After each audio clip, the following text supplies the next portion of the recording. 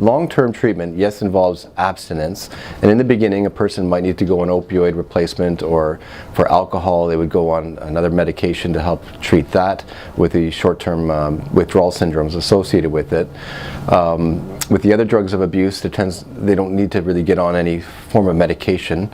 Some people do use cannabis as a bridging medication to alleviate the discomfort of withdrawal. But once they're through this hard time and they are no longer dependent on their drug of choice and can start functioning in their life, then it's time to go into some form of long-term treatment. And in this situation, some people need rehab. They need to get away from the stresses of life and to be buffered away from all of this, and in a safe community of other people who are involved in the same thing, and to learn in this environment ways of coping with life stresses without their crutch. There are many things that are learned in rehab. Now, rehab can be inpatient or outpatient, but inpatient is the safest one, and long-term would mean 3 months at least. This is the most effective way for people to unlearn the habits that they developed that led to their addiction in the first place. The things that are learned in rehab are ways of coping with stress, ways of verbalizing things, learning to discuss my feelings, the pressures going on in my life, learning to speak up, learning to be open and honest about what I'm feeling. That nobody can criticize me for what I feel. My opinions are one thing, but my feelings are another. And this was a big step for me in my own recovery, is to realize that it gave me confidence, that I felt more comfortable speaking about my problems with other people, and sometimes total strangers. But it turns out that most of us are feeling the same thing. So when a person is expressing what they're feeling, most people can relate to it. So it becomes a very helpful solution, and this also helps long-term with the person's happiness. Other things that are learned in rehab are to be mindful, to be aware of my own feelings, to be mindful of others, being aware of their emotions, listening better to others. In rehab, learning to meditate, how to sleep better at night by not ruminating or thinking about all the issues going on in my daily life, how to break down my stressors into things that I can and cannot control, and dismissing the latter. Dealing with stress is a big one, and not relying on my drug of choice is the way to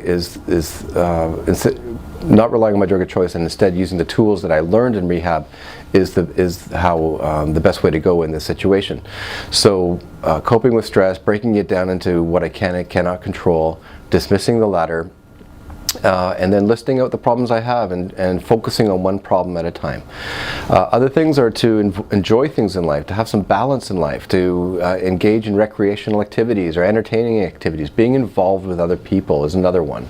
Addiction or substance abuse is an illness of isolation, whereas recovery is all about connection with other people. So this is where long-term treatment is important, where a person can get out of their shell and be involved with other people.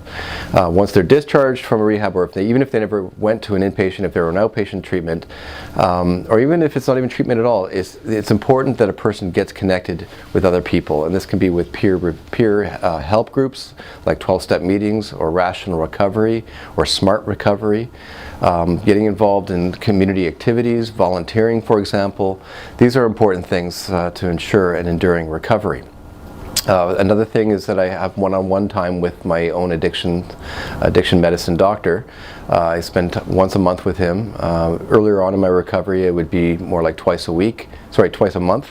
I would also see my family doctor on a regular basis, and I also engage in a strong aftercare treatment. So aftercare means after treatment, whether it's inpatient in rehab or outpatient rehab. And aftercare is a group of people who are in a similar situation, that they're in recovery from whatever substance of abuse they were using before. And we all have similar problems, and it's good to be involved in this small community as well. So long-term treatment involves, in the short term, abstaining from the drug of choice and sometimes getting on replacement medications over the short term. Sometimes people wean quickly off of these, sometimes it's rapidly weaned.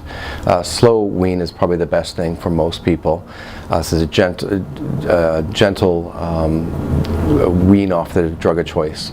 And then the longer term treatment, it's itself is actually rehab, whether they're inpatient or outpatient, followed up by aftercare, where they're involved in the community with like-minded individuals who are going through recovery, seeing their family doctor and perhaps their addiction treatment counselor or addictions medicine specialist on a regular basis, and to be involved in the community, to engage in recreational activities and learn how to discuss their feelings candidly with their close ones, their loved ones.